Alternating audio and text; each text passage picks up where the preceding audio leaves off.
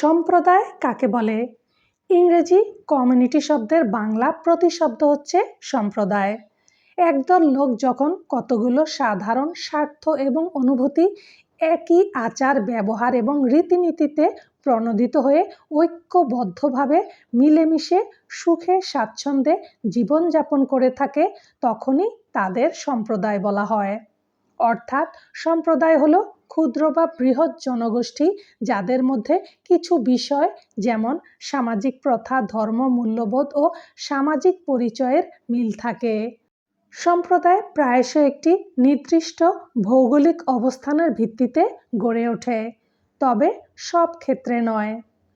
এখন আমরা বাংলাদেশের কিছু সম্প্রদায় সম্পর্কে জানব। বাংলাদেশের তাঁতি সম্প্রদায়। তাঁত শিল্প বাংলাদেশের একটি জনপ্রিয় কুটির শিল্প। হস্তচালিত তাঁত শিল্প ব্রিটিশ পূর্বকালে শুধু দেশেই নয়, বহির্বাণিজ্যেও বিশেষ স্থান দখল করেছিল। বংশ পরম্পরায় দক্ষতা অর্জনের মধ্য দিয়ে বয়ন উৎকর্ষে এ দেশের তাঁতিরা সৃষ্টি করেছিল এক অনন্য স্থান। তাঁত কি? কাদের তাঁতি বলা হয়? তাঁত হচ্ছে এক ধরনের যন্ত্র যা দিয়ে তুলা এবং তুলা থেকে উৎপন্ন সুতা দিয়ে কাপড় তৈরি করা হয়। যারা তাঁত যন্ত্রের সাহায্যে কাপড় তৈরি করে তাদের তাঁতি বলে। আগের দিনে হস্তচালিত তাঁত যন্ত্র ব্যবহৃত হতো বেশি, তবে বর্তমানে আধুনিক বস্ত্র কারখানাগুলোতে স্বয়ংক্রিয় তাঁত যন্ত্রের মাধ্যমে কাপড় উৎপন্ন হয়। তাঁত শিল্পের ইতিহাস। বাংলার তাঁত শিল্পের ঐতিহ্য বেশ প্রাচীন। এই কাপড় ছিল পৃথিবীর সবচেয়ে দামি বস্ত্র। প্রাচীন গ্রিসে মনে করা হতো বাংলার মসলিনই হচ্ছে দেবীদের মূর্তিকে পরানোর উপযুক্ত কাপড়। দূর দূরান্তের বহু রাজ্যের রাজারা পরতেন এই মসলিন। এক সময় বাংলার সুতি তাঁত বস্ত্র রোম ও চীন সাম্রাজ্যে রপ্তানি করা হতো, যা উল্লেখ রয়েছে বিজ্ঞানী টলেমির গ্রন্থে। আবার কৌটিল্য বা চাণক্য সেন বিষ্ণুগুপ্তের অর্থশাস্ত্রে স্নিগ্ধা, দুকুল, পাত্রনন্দা ইত্যাদি নামের কিছু মিহি সুতার উল্লেখ রয়েছে, যেগুলো দিয়ে তাঁত বস্ত্র তৈরি করা হতো। আবার চর্যাপদে তাঁতিদের জীবনযাপন এবং কাজের ধরনের বর্ণনা আছে। 7 শতকের চৈনিক বৌদ্ধ তীর্থযাত্রী হিউয়েন সাং এবং চতুর্দশ শতকে ইবনে বতুতার কিতাবে বাংলার এই সুতি বস্ত্র বা তাঁত বস্ত্রের বিশেষ প্রশংসা করা হয়েছে। প্রাচীনকালে তাঁত বস্ত্রের মধ্যে উল্লেখযোগ্য হল ঢাকাই মসলিন, যা বিশ্বব্যাপী খ্যাতি লাভ করে।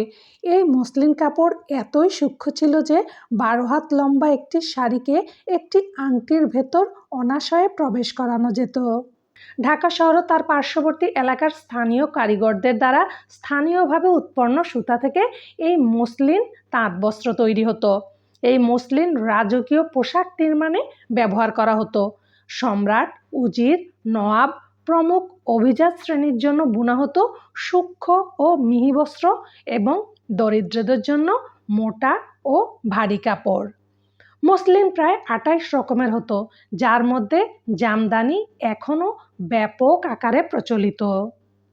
কিভাবে তাঁত বস্ত্র তৈরি হয়? তাঁতি হাত ও পায়ের সাহায্যে প্রথাগত তাঁত যন্ত্র পরিচালনা করে সুতি বস্ত্র তৈরি করে। দৈনন্দিন ব্যবহার্য কাপড়ের চাহিদা পূরণের পরিপ্রেক্ষিতেই তাঁতি সম্প্রদায়ের উদ্ভব হয়েছিল তৎকালে। তাঁতিদের ধর্ম। হিন্দু এবং মুসলিম উভয় সম্প্রদায়ের মধ্যে তাঁতিদের দেখা পাওয়া যায়। জোলা। মুসলিম তাঁতিদের জোলা নামে ডাকা হয়, কিন্তু এ নাম মুসলিম তাঁতিরা পছন্দ করেন না। জোলা নামের পরিবর্তে তারা নিজেদেরকে কারিগর বলতেই অধিক পছন্দ করেন। বসাক। আদি হিন্দু বসাক সম্প্রদায়ের তন্তুবায়ী গোত্রের লোকেরাই হচ্ছে এদেশের আদি তাঁতি সম্প্রদায়। এরা সিন্ধু অববাহিকা থেকে পশ্চিমবঙ্গের মুর্শিদাবাদ ঘুরে চলে আসেন বাংলাদেশে। আবহাওয়া ও অন্যান্য প্রতিকূলতার ভিড়ে বারবার বিভক্ত হয়ে দলে দলে ছড়িয়ে যায় বাংলাদেশের বিভিন্ন অঞ্চলে। বর্তমানে দেশের বেশ কিছু অঞ্চল যেমন নরসিংদী, রায়পুরা, ডেমরা, টাঙ্গাইল, শাহজাদপুর, বেড়া, কুমারখালী, রোহিতপুর, বাবুরহাট, গৌরনদী ও নাসিরনগর তাঁত শিল্পের জন্য বিশেষভাবে পরিচিত। মণিপুরীদের ঐতিহ্যবাহী তাঁত শিল্প। বাংলাদেশের ক্ষুদ্র নৃগোষ্ঠী মণিপুরীরা নিজেদের প্রয়োজন মেটাতে অনেক আগে থেকেই তাঁত বস্ত্র তৈরি করে আসছে। তাদের নির্মিত নকশা করা 12 হাত মণিপুরী শাড়ি, নকশি ওড়না, মনোহারী ডিজাইনের শীতের চাদর বাঙালি মহিলাদের শৌখিন পরিধেয় হিসেবে যুগ যুগ ধরে সমাদৃত হয়ে আসছে। তাঁত শিল্প ধ্বংসের কারণ। ব্রিটিশ আমলে তাঁতের কাপড়ের ওপর অসম করারোপ, তাঁত ব্যবহারের ওপর আরোপিত নানা ধরনের নিষেধাজ্ঞা, তাঁতিদের ওপর জুলুম নির্যাতন এবং ব্রিটিশ বস্ত্রের জন্য বাজার সৃষ্টির নানা অপকৌশলের কাছে বাংলার তাঁতি সমাজ পরাজয় বরণ করে। কথিত আছে ব্রিটিশ ঔপনিবেশিক শাসকেরা মসলিন উৎপাদন বন্ধ করার জন্য মসলিন বয়নকারী তাঁতিদের হাতের বুড়ো আঙ্গুল কেটে দেয়, যেন তারা তাঁতে কাপড় বুনতে না পারে। তবে 21তম শতাব্দীর দ্বিতীয় দশকে বাংলাদেশ ও পশ্চিমবঙ্গে মসলিন উৎপাদন পদ্ধতি পুনরুদ্ধার ও উন্নয়ন ঘটানোর পরিকল্পনা গ্রহণ করা হয়েছে। বাংলাদেশের জেলে সম্প্রদায়। বাংলাদেশের মৎস্যজীবী সম্প্রদায়কে জেলে সম্প্রদায় বলে। বাংলাদেশের খাদ্য, পুষ্টি, কর্মসংস্থান এবং রপ্তানি আয়ের ক্ষেত্রে মৎস্য সম্পদ গুরুত্বপূর্ণ ভূমিকা পালন করে থাকে। দেশের প্রায় 1.4 মিলিয়ন লোক সার্বক্ষণিকভাবে মৎস্য আহরণের সাথে জড়িত। কাদের জেলে বলা হয়? সাগর, নদী ও খালে যারা মাছ ধরে তাদের জেলে বলা হয়। ধারণা করা হয় যে জল থেকে জাল আর জাল থেকে হয়তো জেলে শব্দের উদ্ভব হয়েছে। পূর্বে জেলেরা মাছ ধরার কাজে নৌকা বা ডোঙ্গা ব্যবহার করত। এখনো অনেকে তাদের সেই ঐতিহ্যবাহী পূর্বপুরুষের পেশায় রয়ে গেছে। জেলে পল্লী। গ্রামীণ বাংলাদেশে জেলেরা সাধারণত নদী তীরবর্তী অঞ্চলে ক্ষুদ্র ক্ষুদ্র গোষ্ঠীবদ্ধভাবে কোনো সুনির্দিষ্ট পাড়া বা গ্রামে অথবা বিভিন্ন গ্রামে বংশ পরম্পরায় বসবাস করে থাকে। জেলেরা যেখানে বাস করে বা মাছ শুটকি করে সে জায়গাকে বলা হয় জেলে পল্লী। জেলেদের ধর্ম ও গোত্র। জেলেরা মূলত হিন্দু সম্প্রদায়ভুক্ত। সেকালে হিন্দু জেলেদের মধ্যে প্রায় 23টি গোত্রের অস্তিত্ব বিদ্যমান ছিল। এগুলো হলো কৈবর্ত, কেওয়াট, কারিতা, রাজবংশী, দাস, চণ্ডাল, পাটনি ইত্যাদি। হিন্দুদের পাশাপাশি মুসলিম সম্প্রদায়ের জেলেদের উপস্থিতিও দেখা যায় বাংলাদেশে। মুসলিম সমাজের জেলেদের গোত্রগুলো হলো মহিমল বা মহিফারস, দালাইট্টা, নিকারি, গুটিয়া, আবদাল, বেবাজিয়া ইত্যাদি। জেলেদের আচার অনুষ্ঠান। ধর্মীয় বিশ্বাসকে কেন্দ্র করে জেলেদের মাঝে বিভিন্ন ধরনের আচার অনুষ্ঠানের ঐতিহ্য গড়ে উঠেছে। মৎস্য আহরণ বৃদ্ধি এবং বিপদমুক্তভাবে নদীতে কর্মকাণ্ড পরিচালনার জন্য হিন্দু জেলেরা গঙ্গা পূজা করে থাকে। অন্যদিকে মুসলমান জেলেরা নদীতে নৌকা ভাসানো এবং মাছ ধরা অথবা বিপণন কর্মকাণ্ডে সাফল্য অর্জনের জন্য ধর্মীয় প্রার্থনা, মিলাদ মাহফিল আয়োজন, দরগায় শিরনি অথবা মানত বা দান করে থাকে। মাছ ধরার পাশাপাশি জেলেরা কৃষি, দিনমজুরি, জাল এবং মাদুর তৈরির মতো কতিপয় মৎস্য বহির্ভূত অর্থনৈতিক কর্মকাণ্ডে অংশগ্রহণ করে থাকে, যা থেকে তারা অতিরিক্ত কিছু আয়ের বন্দোবস্ত করতে পারে। সামাজিক মর্যাদা। সামাজিক মর্যাদার বিন্যাসে বাংলাদেশের জেলেরা আবহমান কাল থেকেই নিচু অবস্থানে রয়েছে। পুরাকাল থেকেই হিন্দু জাতিভেদ প্রথা অনুসারে মৎস্যজীবীগণ অন্তজ শ্রেণীভুক্ত। যুগের পরিবর্তনের সাথে সাথে বাংলাদেশের মৎস্যজীবী সম্প্রদায়ের সহজ সরল জীবনধারার বিভিন্ন ক্ষেত্রেও ক্রমশই পরিবর্তন সূচিত হচ্ছে।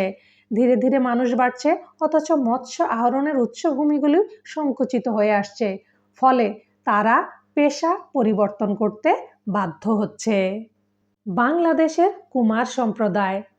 মৃৎ মানে মাটি আর শিল্প মানে সুন্দর সৃষ্টিশীল বস্তু। তাই মাটি দিয়ে তৈরি শিল্পকর্মকে মৃৎশিল্প বলা হয়। আর যারা এই শিল্পকর্মের সঙ্গে জড়িত তাদের বলা হয় কুমার। কুমাররা অসম্ভব শৈল্পিক দক্ষতা ও মনের মধ্যে লুকায়িত মাধুর্য দিয়ে চোখ ধাঁধানো সব কাজ করে থাকেন। কুমার কাকে বলে? যারা মাটি দিয়ে নানা রকম হাঁড়ি পাতিল, খেলনা, মূর্তি ও বিভিন্ন রকম আসবাব তৈরি করে তাদেরকে কুমার বলে। কুমাররা তাদের গোলাকৃতির জিনিস বানানোর জন্য একটি ঘুরন্ত চাকা ব্যবহার করে। এটাকে চলতি ভাষায় চাক বা চাকযন্ত্র বলা হয়। চাকযন্ত্রে কাদামাটি দিয়ে এসব দ্রব্য সামগ্রী তৈরি করা হয়। এরপর এসব সামগ্রী আগুনে পুড়িয়ে এবং কোনো কোনো ক্ষেত্রে রং করে সেগুলো বাজারে বা গ্রামে ফেরি করে বিক্রি করা হয়। কুমারশালা কি? যে কর্মশালায় কুমাররা এঁটেল মাটি, কাদামাটি বা চীনামাটির সাহায্যে হাঁড়ি পাতিল ও বিভিন্ন আসবাব তৈরি করে তাকে কুমারশালা বলা হয়। কুমারদের তৈরি জিনিসপত্রের মধ্যে হাঁড়ি, কলসি, ঘড়া, ঘাগরা, শানকি, প্রদীপ, ধূপতি, গ্লাস, বদনা, ঝাঁঝর ইত্যাদি প্রধান। ধর্ম। প্রাচীন কাল থেকে এই শিল্পের সাথে জড়িত হিন্দু সম্প্রদায়ের পাল বর্ণের লোকেরা। পালরা মাটি দিয়ে কঠোর পরিশ্রমে সুনিপুণ হাতে তৈজসপত্র তৈরির মাধ্যমে জীবন জীবিকা নির্বাহ করে আসছে। মাটির এসব সামগ্রী তৈরিতে কুমারদের স্ত্রী ও মেয়েদের একটি গুরুত্বপূর্ণ ভূমিকা আছে। বৈশাখ মাস হলো তাদের মলমাস। এ মাসে তারা কোনো মাটির জিনিস তৈরি করে না, শুধু বিক্রি করে। বেশিরভাগ কুমার শিবের উপাসক। বাংলাদেশের বিভিন্ন জেলায় প্রায় ৮০,০০০ পাল পরিবার রয়েছে। বর্তমানে আধুনিকতার ছোঁয়া লাগায় এই শিল্পে অনেকটা ভাটা পড়েছে। এখন শহরের প্রায় সবাই ধাতব, প্লাস্টিক, মেলামাইন ও চীনামাটির সামগ্রী ব্যবহার করায় কুমার শ্রেণীর পেশা হুমকির মুখে পড়েছে। বাংলাদেশের কামার সম্প্রদায়। কামার একটি প্রাচীন পেশা যারা লোহার জিনিসপত্র তৈরি করে। পেশাগতভাবে তারা গৃহস্থলীর কাজে ব্যবহার্য লৌহজাত সামগ্রী তৈরি করে। কামার কাকে বলে? প্রাচীন কাল থেকে লোহাকে কয়লার আগুনে পুড়িয়ে হাতুড়ি দিয়ে পিটিয়ে নিত্য প্রয়োজনীয় নানা জিনিসপত্র তৈরি করে আসছে যারা, তাদের কামার বলা হয়। কামারদের তৈরি জিনিসপত্র। আগেরকার দিনের অধিকাংশ ঘরবাড়ি এবং কৃষি যন্ত্রপাতি কামারদের দ্বারা তৈরি হতো। তাদের প্রস্তুতকৃত গৃহ এবং কৃষি সামগ্রীর মধ্যে দা, কোদাল, কুড়াল, শাবল, বটি, পেরেক, ছুরি, লাঙ্গলের ফলা, কাস্তে, নিড়ানি ইত্যাদি উল্লেখযোগ্য। ধর্ম। অতি প্রাচীন কাল থেকেই হিন্দু সমাজের শূদ্র সম্প্রদায় গ্রামাঞ্চলে কামার পেশার সাথে জড়িত। কামার পাড়া কি? গ্রামের যে নির্দিষ্ট এলাকায় কামাররা বসবাস করে তাকে কামার পাড়া বলে। কামার পাড়ায় লোহা পেটানোর কর্কশ শব্দ, পোড়া গন্ধ, পোড়া লোহা থেকে বিচ্ছুরিত আগুনের স্ফুলিঙ্গ এগুলো কামার পাড়ার সাধারণ দৃশ্য। তবে কামারপট্টিতে কামারদের আগের সেই ব্যস্ততা এখন আর নেই। এখন মুসলিম ধর্মীয় উৎসব কোরবানির ঈদ এলে কামারপট্টিতে ব্যস্ততা বাড়ে, কারণ কোরবানির পশু জবাই ও মাংস প্রস্তুতের জন্য তখন চাপাতি, দা, বটি, ছোরা, ছুরি সহ বিভিন্ন সরঞ্জামের চাহিদা বৃদ্ধি পায়। বর্তমানে লৌহ শিল্পের প্রয়োজনীয় উপকরণের মূল্য বৃদ্ধি, আধুনিক চাষাবাদ ও ক্রেতা স্বল্পতার কারণে কামারদের কষ্টে দিন যাচ্ছে। আয় রোজগার না থাকায় অনেকেই পেশা পরিবর্তন করছে। বাংলাদেশের কলু সম্প্রদায়। কলু বা তেলি বাংলাদেশের একটি জনগোষ্ঠী যারা তৈলবীজ থেকে ভোজ্য তেল উৎপাদন করে। সাধারণত কলুরা ঘানিতে সরিষা, তিসি, সয়াবিন, সূর্যমুখী, ভেন্না, শুকনা নারিকেল প্রভৃতি উপাদান ভাঙিয়ে তেল তৈরি করে। যারা তেল তৈরি করে তাদেরকে কলু বা তেলি বলা হয়। তবে বিভিন্ন এলাকায় এরা ভিন্ন ভিন্ন নামে পরিচিত, যেমন সাউ, মোদি ইত্যাদি। ঘানি কি? তৈলবীজ পেশার জন্য পশু দ্বারা চালিত যে দেশীয় যন্ত্রটি কলুরা ব্যবহার করে তাকে ঘানি বলা হয়। অর্থাৎ এই ঘানির মাধ্যমেই কলুরা তেল উৎপাদন করে। কলুরা ঘানিতে সরিষা, তিসি, সয়াবিন, সূর্যমুখী, ভেন্না, শুকনো নারিকেল প্রভৃতি উপাদান ভাঙিয়ে তেল তৈরি করে। কলুরা ঘানি কাজ করে ঘূর্ণন দ্বারা। সাধারণত ঘানি টানবার জন্য কলু বলদ ব্যবহার করে। সেই থেকে কলুর বলদ বাগধারাটি এসেছে, অর্থাৎ সারাদিন একটানা ঘানি টানা কাজ। কলুর বলদের অনেক সময় চোখ বাঁধা থাকে। ঘানি টানা খুব পরিশ্রমের কাজ, তাই আগেকার দিনে সশ্রম কারাদণ্ডের বন্দীদের দিয়ে ঘানি ঘোরানো হতো। কলুটোলা। কলুরা যে পাড়ায় থাকে তাকে কলুটোলা বলা হয়। কলুটোলাগুলিতেই সাধারণত ঘানিগুলো থাকে, যেখানে তেল উৎপাদন করা হয়। দেশে বর্তমানে বিদ্যুৎ ও যান্ত্রিক ঘানির ব্যবহার বৃদ্ধির ফলে কলুদের পেশা ক্রমশ অবলুপ্ত হয়ে যাচ্ছে। পাটনি বা মাঝি সম্প্রদায়। প্রাচীনকালে যোগাযোগ ব্যবস্থায় পাটনি বা মাঝিদের গুরুত্বপূর্ণ ভূমিকা ছিল। আদি পেশা ছিল তাদের খেয়া পারাপার করানো, অর্থাৎ পাটনি বা মাঝিরা পেশাগতভাবে নৌযান চালনা করে জীবিকা নির্বাহ করত। তখন মাঝিরা নৌকা চালাতো খাল, বিল, নদীনালা, ঝিল ও হাওর বাওরে। অসংখ্য নদীনালা বেষ্টিত বাংলাদেশে নদীপথে নৌকাই অনেক ক্ষেত্রে যোগাযোগের প্রধান বা একমাত্র বাহন। পাটনি বা মাঝি কাকে বলে? সাধারণত নৌকার মাধ্যমে এক জায়গা থেকে অন্য জায়গায় যাত্রী পারাপারকারীকে পাটনি বা মাঝি বলে। নৌকা বেয়ে চলা এদের পেশা। অঞ্চলভেদে এরা বিভিন্ন নামে পরিচিত, যেমন মাল্লা, নাওয়া, নৌকাজীবী, নৌকাচালক, কান্ডারি, পাটনি ইত্যাদি। খেয়াঘাট কি? নদীর যে ঘাটে মাঝিরা যাত্রী বা পণ্য পারাপার করে তাকে খেয়াঘাট বলে, অর্থাৎ নদী, খাল প্রভৃতির তীরে যাত্রী ও মালামাল নামানো উঠানোর জন্য নৌকা ভেড়ানোর স্থানকে খেয়াঘাট বলে। রকমারি নৌকা। যাত্রী বহন করা এবং মালামাল পরিবহনের জন্য মাঝিরা বিভিন্ন ধরনের নৌকা ব্যবহার করে থাকে। যাত্রীবাহী নৌকা ছোট আবার বড় আকারেরও হয়ে থাকে। দেশে বহুল ব্যবহৃত নৌকাগুলো হলো সাম্পান, পানসি, গয়না, ডিঙ্গি, কোষা, বজরা, ময়ূরপঙ্খী ইত্যাদি। আদিতে মাঝিরা সহযোগী পেশা হিসেবে মাছ ধরার সরঞ্জাম তৈরি করত। বর্তমানে দেখা যায় চালুন, চাল রাখার ঢোল, কুলা, মাছ ধরার চাই ইত্যাদি তারা বুনে থাকে। যোগাযোগ ব্যবস্থার উন্নতির ফলে এরা পেশা পরিবর্তন করতে এখন বাধ্য হচ্ছে। বাংলাদেশের মোয়াল সম্প্রদায়। মোয়াল অর্থ মধু সংগ্রহকারী। এরা এক ধরনের পেশাভিত্তিক গোষ্ঠী যারা মধু ও মৌচাক সংগ্রহ করে থাকে। বাংলাদেশের সুন্দরবন অঞ্চলে এদের দেখা যায়। তবে আধুনিক কালের মোয়ালরা মৌমাছি পালন করে থাকে।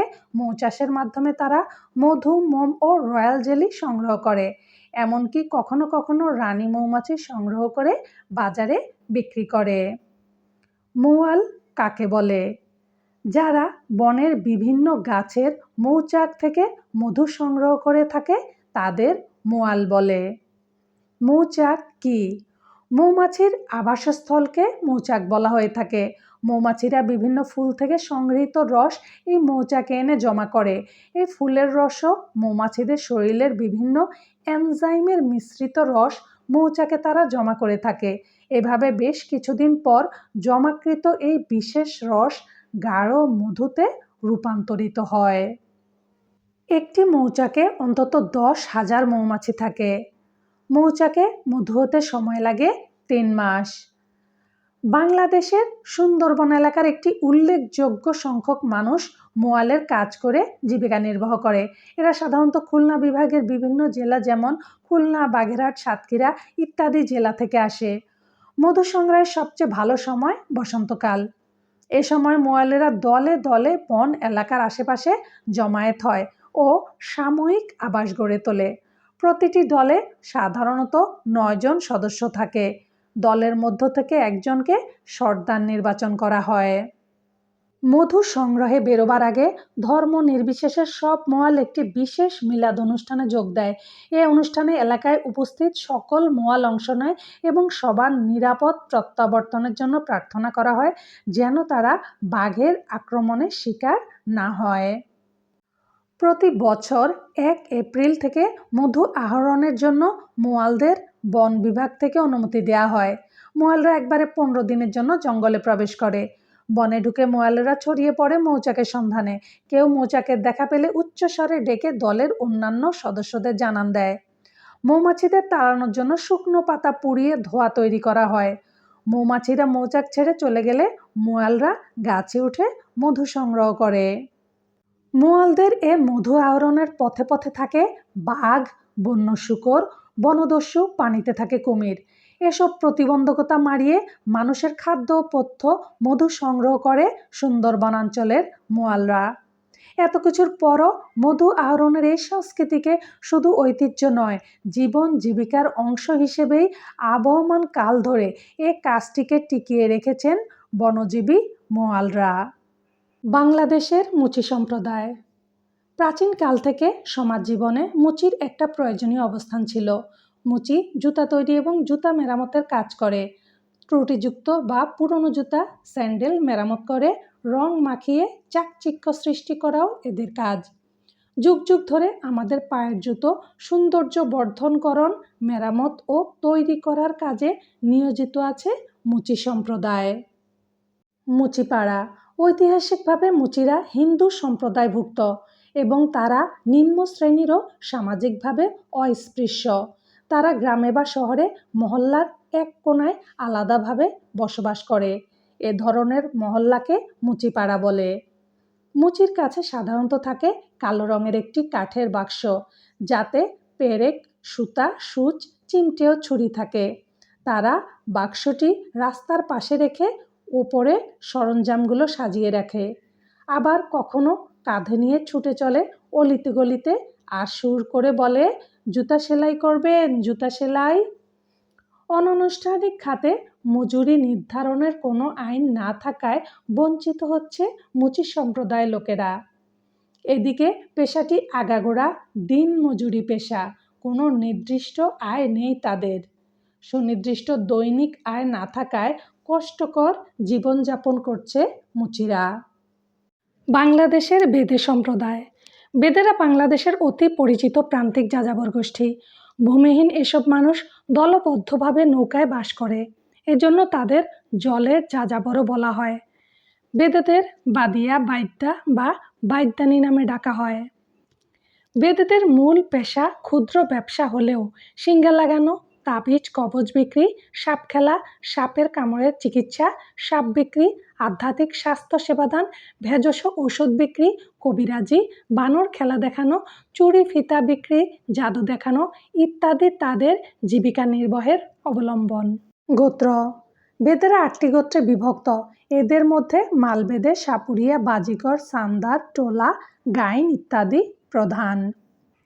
বহুকাল ধরে বেদেরা নৌকাতেই বসবাস করছিল, কিন্তু সময়ের আবর্তনে বাংলাদেশের নদীগুলো যখন সংকুচিত হতে থাকে, সেই সঙ্গে সংকুচিত হয় বেদেদের জীবনও। এভাবে বেদেরা জীবনের তাগিদে একসময় উপকূলে আসা শুরু করে। এক প্রকার বাধ্য হয়েই বহু বেদে পরিবার এখন বসবাস শুরু করেছে বাংলাদেশের বিভিন্ন জায়গায় গোষ্ঠীভুক্ত হয়ে। ঢাকার সাভার, মুন্সিগঞ্জ, সুনামগঞ্জ, গাজীপুরের জয়দেবপুর, চট্টগ্রামের হাটহাজারী, মিরেশরাই ইত্যাদি জায়গায় এদের এখন দেখা যায়। বেদেরা সম্পূর্ণ ঠিকানাবিহীন ও অনিশ্চিত। এদের কুঁড়ে ঘরের ছাউনি হয় শত ছিন্ন পলিথিন কিংবা নাইলনের অথবা সিমেন্টের ব্যাগের, আর খেজুরের পাতার পাটি দিয়ে তৈরি বিছানা। শীত, গ্রীষ্ম, বর্ষা, শরৎ, হেমন্ত, বসন্ত সব ঋতুতেই ছেলে মেয়ে স্ত্রী নিয়ে অবস্থান করে দিনের পর দিন, মাসের পর মাস। আজ এ পর্যন্তই। আল্লাহ হাফেজ।